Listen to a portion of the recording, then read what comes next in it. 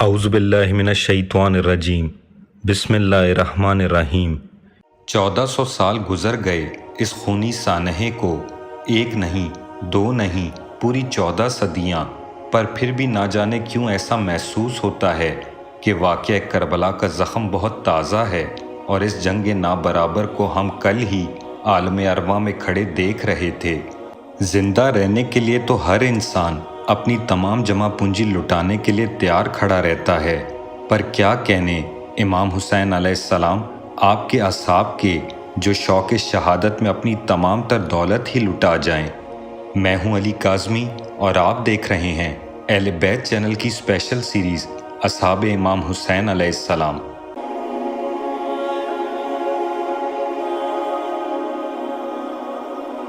میری آج کی گفتگو کوفہ میں رہنے والے اس مرد دلاور کے نام، جس نے اپنی زندگی کا ایک بڑا سرمایہ سامان جنگ خریدنے میں خرچ کیا اور نام حسین پر کٹ جانے کے شوق میں کربلا پہنچا، زمانہ جنہیں نافع بن ہلال علیہ السلام کے نام سے ہمیشہ یاد رکھے گا۔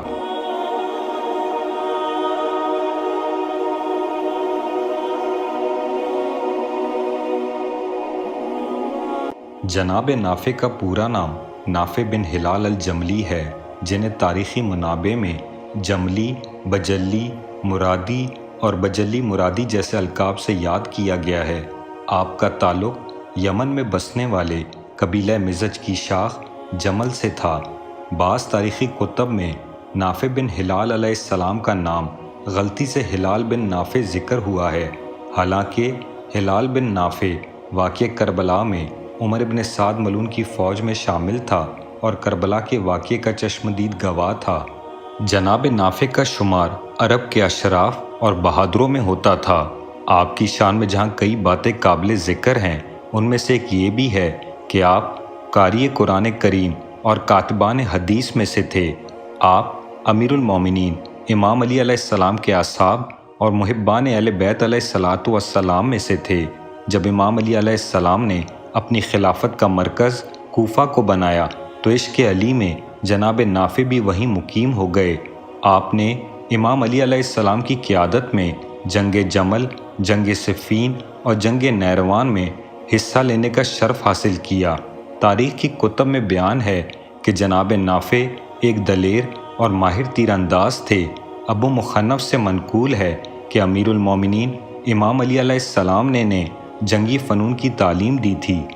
جناب نافع نے امام علی اور امام حسن علیہ السلام کی تنہائیوں اور ہزار چہرے بدلنے والے کوفیوں کا بخوبی مشاہدہ کر رکھا تھا کہ کس طرح بعد رسول صلی اللہ علیہ وآلہ وسلم پہلے تو ان کی آل کو حق سے محروم رکھا گیا، اور پھر جب خلافت اہل بیت علیہ الصلاۃ والسلام کو ملی تو مسلمانوں کا ان کے ساتھ کیا برتاؤ رہا۔ یہی وجہ تھی کہ ابن زیاد ملعون کے نجس قدم جب کوفہ آئے اور لوگوں کا مزاج جناب مسلم بن عقیل علیہ السلام سے بدلتا ہوا پایا تو حالات کو سمجھتے ہوئے سفیر امام حسین علیہ السلام کی شہادت سے قبل ہی کوفہ کو خیرباد کہتے ہوئے کاروان حق کی جانب روانہ ہوئے۔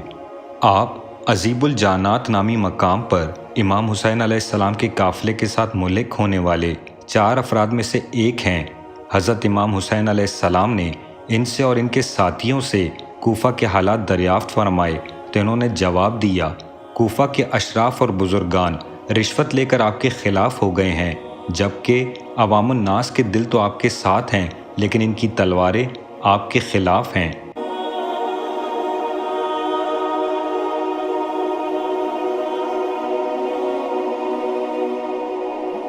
دو محرم الحرام سن 61 ہجری امام حسین علیہ السلام کا قافلہ اپنی آخری منزل کربلا پہنچا۔ اس موقع پر امام برحق نے اپنی اہل بیت اور اصحاب کو جمع کیا اور ابتدا میں اپنی اہل بیت کی طرف نگاہ کر کے گریہ کرتے ہوئے فرمایا، خدایا بالتحقیق ہم تیرے نبی حضرت محمد صلی اللہ علیہ وآلہ وسلم کے خاندان میں سے ہیں، جنہیں اپنے وطن سے نکالا گیا اور پریشان و سرگرداں اپنے نانا رسول خدا صلی اللہ علیہ وآلہ وسلم کے روضہ اطہر سے ہمیں نکال باہر کیا گیا ہے۔ بنو امیہ نے ہم پر ظلم و ستم کی انتہا کر دی ہے۔ بس اے خدا، ہمارا حق ان ظالموں سے لے لے اور ان کے مقابلے میں ہماری نصرت فرما۔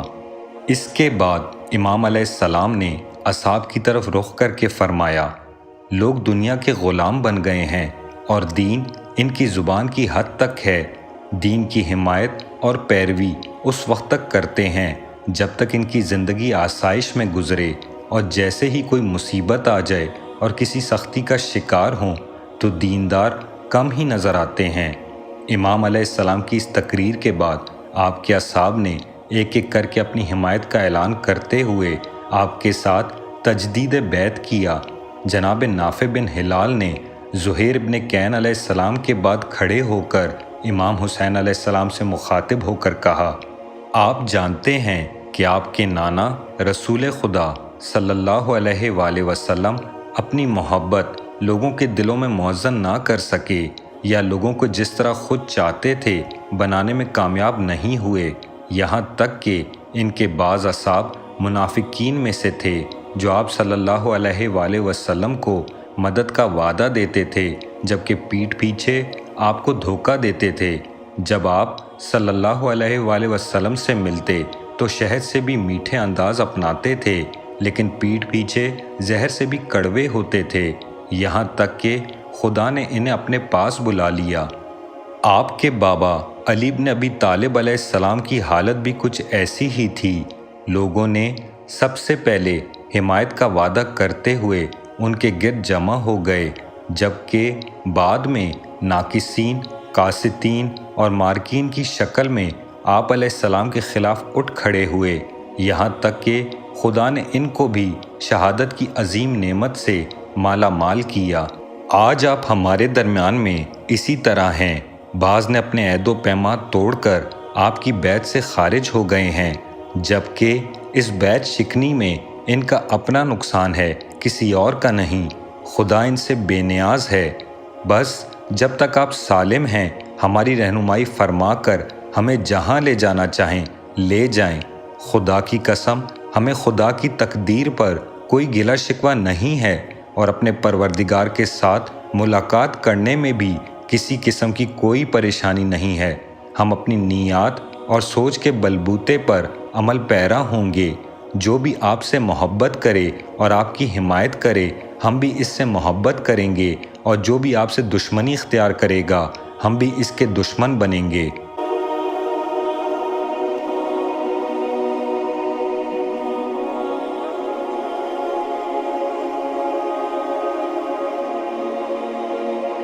سات محرم الحرام سن 61 ہجری کی صبح یزیدی فوج کی کربلا میں قیادت کرنے والے مشہور صحابی کے بیٹے عمر بن سعد بن ابی وقاص کو کوفہ سے ابن زیاد ملعون کا خط موصول ہوتا ہے، جس میں سختی کے ساتھ یہ حکم دیا جاتا ہے کہ جس طرح مدینہ میں بنو امیہ کے پہلے خلیفہ عثمان ابن عفان پر محاصرے کے دنوں میں پانی بند کر دیا گیا تھا، اب وقت آ گیا ہے کہ اس کا بدلہ آل علی سے لیا جائے، لہٰذا میری تحریر پڑھتے ہی نہر فرات کا پانی حسین ابن علی اور اس کے خانوادہ کے ساتھ ساتھ اس کے ساتھیوں پر بند کر دو، اور اگر میرے حکم کی تعمیل میں ذرا بھی تاخیر کی یا نرمی برتی تو شمر ابن ذوالجوشن کو میں یہ اختیار دیتا ہوں کہ وہ فوج کی قیادت اپنے ہاتھ میں لے لے۔ لہٰذا حکومت رے کی لالچ میں عمر بن سعد ملعون نے 500 گھوڑ سواروں پر مشتمل فوج کی قیادت عمر بن حجاج الزبیدی ملعون کو دے کر نہر الکما کا پانی امام حسین علیہ السلام اور ان کے ساتھیوں پر بند کر دیا۔ فرات پر قبضہ پاتے ہی عمر بن حجاج الزبیدی ملعون نے للکار کر اپنی نجس زبان سے امام حسین علیہ السلام کی شان میں جو گستاخانہ جملے ادا کیے، مجھ میں ہمت نہیں کہ انہیں دہرا بھی سکوں، بہتر ہوگا کہ پڑھنے والے خود پڑھ لیں۔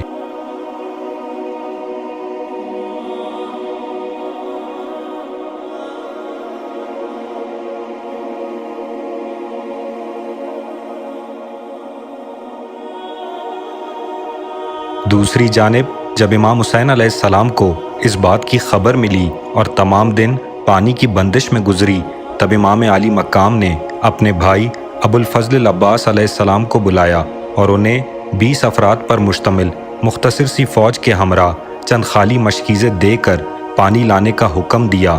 اجازت کا ملنا تھا۔ مولا عباس علیہ السلام اور اصحاب امام حسین جناب نافع بن ہلال الجملی علیہ السلام اپنے ساتھیوں کے ہمراہ رات کے وقت فرات کی جانب بڑھے۔ فوج اشقیاء کی نظروں سے بچتے ہوئے جب پانی کے قریب پہنچے، اس وقت نافع بن ہلال علیہ السلام کی پیش قدمی کو بھانپتے ہوئے عمر بن حجاج الزبیدی ملعون نے چلا کر کہا، کون ہو تم لوگ؟ جناب نافع نے دلیرانہ انداز میں کہا، ہم یہ پانی پینے آئے ہیں جسے تم نے ہم پر بند کر دیا ہے۔ عمر ملعون نے کہا، شوق سے پیو اور اپنی آنکھوں کو ٹھنڈا کرو، لیکن یاد رہے کہ پانی کا ایک قطرہ بھی حسین کے پاس لے جانے کی اجازت نہیں دوں گا۔ یہ سننا تھا کہ جناب نافع نے للکار کر کہا، اللہ کی قسم ہرگز نہیں، میں پانی کا ایک قطرہ بھی نہیں پیوں گا جب تک امام حسین علیہ السلام اور ان کے خانوادہ کے ساتھ ساتھ ان کے ساتھی پیاسے ہوں۔ اور یہ کہہ کر جناب نافع نے اپنے ساتھیوں کو پانی بھرنے کا اشارہ کیا۔ یہ دیکھنا تھا کہ عمر بن حجاج الزبیدی ملعون کا حکم پاتے ہی فوج اشقیاء نے حملہ کر دیا، جس پر اچانک ایک سمت سے شیر خدا کے جری بیٹے عباس ابن علی علیہ السلام اپنے گھوڑے کی زین سنبھالے، تلوار کا قبضہ ہاتھ میں لیے بجلی کی طرح فوج اشقیاء کی صفوں کو چیرتے ہوئے قلب لشکر میں جا پہنچے، جس سے فوج میں بھگدڑ مچ گئی۔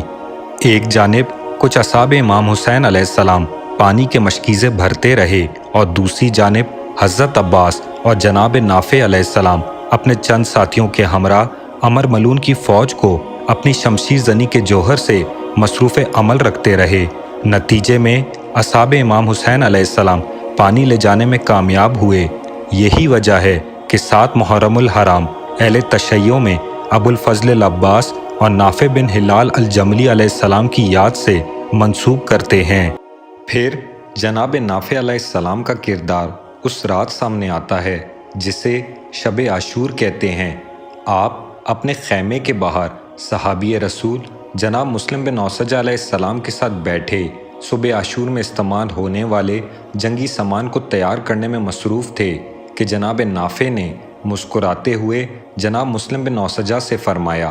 اللہ کی قسم یہ میری زندگی کے حسین ترین لمحات ہیں جس کا میں نے کبھی تصور بھی نہیں کیا تھا۔ میں اپنے اللہ سے اور کیا مانگوں جس ذات نے میری تمام خواہشات سے بڑھ کر نواز دیا ہو۔ جناب مسلم نے فرمایا، بے شک میرے بھی یہی خیالات ہیں کہ یہ اللہ کا مجھ پر بہت بڑا احسان ہے کہ زندگی کے ان آخری لمحات میں مجھے امام حسین علیہ السلام کے دفاع میں لڑنے کا شرف حاصل ہوگا، جسے سوچ کر بہت سکون مل رہا۔ جناب نافع نے فرمایا، میں جب بھی اپنے ماضی کے ان بہترین لمحات کو یاد کرتا تھا جو میں نے امام علی اور امام حسن علیہ السلام کی خدمت میں گزارے تو ہمیشہ خدا کا شکر بجا لاتا تھا، مگر یہ فضیلت ان سب سے جدا گانہ ہے کہ میری زندگی کا اختتام بھی اہل بیت علیہ الصلوۃ والسلام کی خدمت کرتے ہوئے ہوگی۔ آنے والی نسلیں جس عمل پر صرف حسرت کریں گی کہ کاش ہم بھی امام حسین علیہ السلام کے دفاع میں کربلا میں جنگ کرتے۔ اللہ رب العزت نے اس واجب فریضے کے لیے ہمیں چنا۔ دونوں ایک دوسرے سے اہل بیت علیہ الصلوۃ والسلام کے فضائل اور بنو امیہ اور مسلمانوں کی رسول پاک صلی اللہ علیہ وآلہ وسلم کے گھرانے کے ساتھ روش پر آبدیدہ ہو گئے۔ گفتگو کے دوران جناب مسلم اپنی تلوار کی دھار تیز کر رہے تھے اور جناب نافع جو کہ ایک ماہر تیر انداز تھے اپنا نام تیروں پر لکھ رہے تھے۔ جناب مسلم نے فرمایا، تمہارے پاس جو تیروں کی کثیر تعداد ہے، میں اللہ سے دعا کرتا ہوں کہ تمہارا ہر تیر ٹھیک نشانے پر جا کر دشمنان اسلام کے دلوں میں پیوست ہو۔ جس پر جناب نافع مسکرائے اور کہا، بے شک میں نے ایسا سبق سکھاؤں گا کہ انہیں اس جنگ کی تلخی کا احساس ہو جس میں انہوں نے پہل کی۔ میری کوشش ہوگی کہ زیادہ سے زیادہ دشمنوں کو سیدھا واصل جہنم کروں۔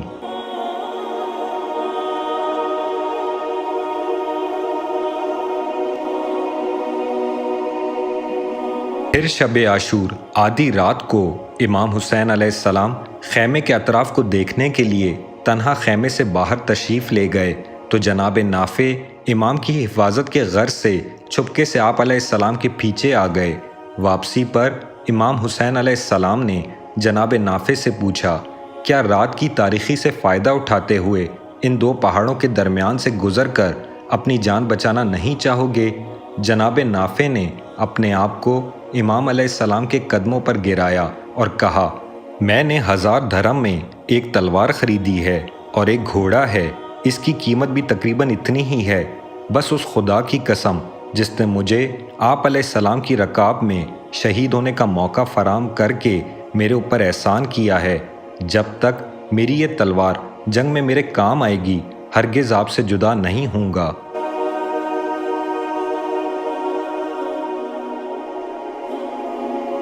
پھر روزے عاشوراء جناب نافع کا کردار اس موقع پر بھی سامنے آتا ہے کہ جب جناب عمر بن قریظہ علیہ السلام کی شہادت کے بعد ان کا بھائی جو عمر بن سعد ملعون کے لشکر میں تھا، امام حسین علیہ السلام کو مخاطب کر کے گستاخانہ انداز میں کہتا ہے کہ میرے بھائی کو تو نے گمراہ کیا اور اسے دھوکہ دیا، بالآخر اسے قتل کروا دیا۔ امام علیہ السلام نے جواب میں ارشاد فرمایا، خدا نے اس کی ہدایت کی اور تجھے گمراہ رہنے دیا۔ اس نے پلٹ کر کہا، اللہ مجھے قتل کرے اگر میں تمہیں قتل نہ کروں۔ یہ کہہ کر امام حسین علیہ السلام کی طرف حملہ آور ہوا، لیکن جناب نافع بن ہلال نے تیزی کے ساتھ اپنے نیزے کا وار اس پر کیا، جس سے وہ زخمی ہو کر نیچے گر پڑا، جسے عمر بن سعد ملعون کے سپاہی میدان سے اٹھا کر لے گئے۔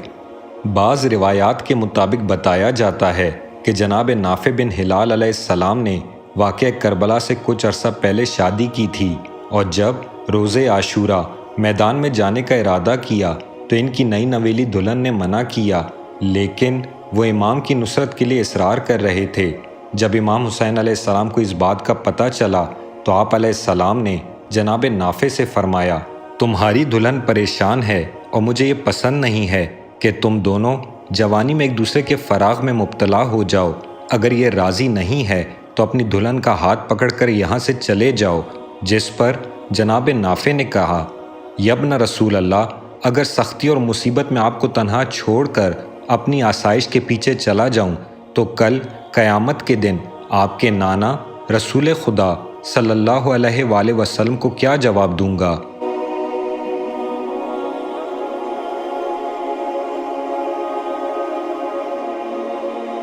امام حسین علیہ السلام کو الوداع کہتے ہوئے جناب نافع علیہ السلام اس شان سے جنگ کرنے میدان میں اترے کہ لبوں پر یہ اشعار تھے، اگر مجھے نہیں پہچانتے ہو تو میں اپنا تعارف کراؤں گا۔ قبیلہ جملی سے میرا تعلق ہے اور میرا دین وہی دین ہے جس پر حسین ابن علی علیہ السلام ہیں۔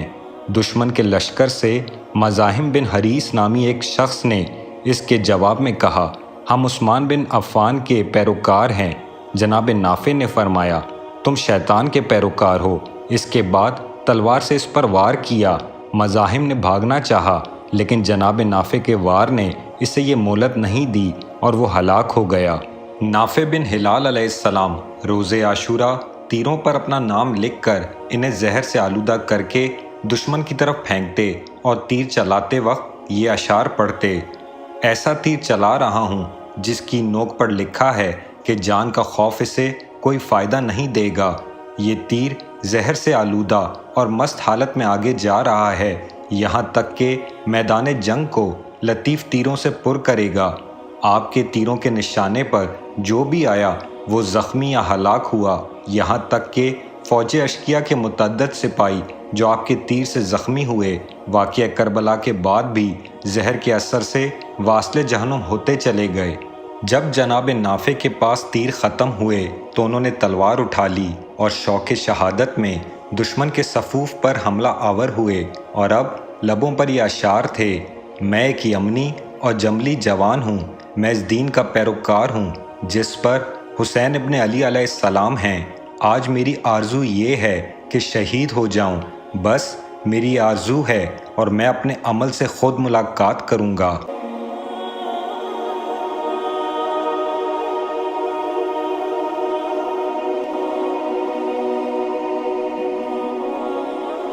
سپاہی یزید نے جناب نافع علیہ السلام پر قابو پانے کے لیے ایک ساتھ ان کا محاصرہ کیا اور اپنے تیروں اور پتھروں کا نشانہ بنایا۔ اس طرح ان کے بازوؤں کو توڑ کر انہیں زخمی حالت میں گرفتار کر کے عمر ابن سعد ملعون کے پاس لے گئے۔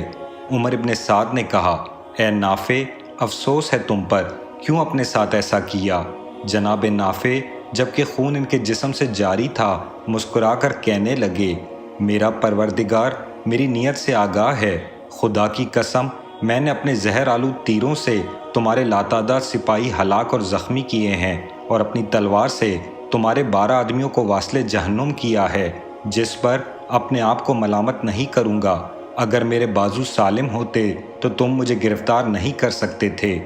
عمر ابن سعد ملعون نے شمر خنزیر کو انہیں قتل کرنے کا حکم دیا تو جناب نافع علیہ السلام نے شمر سے کہا،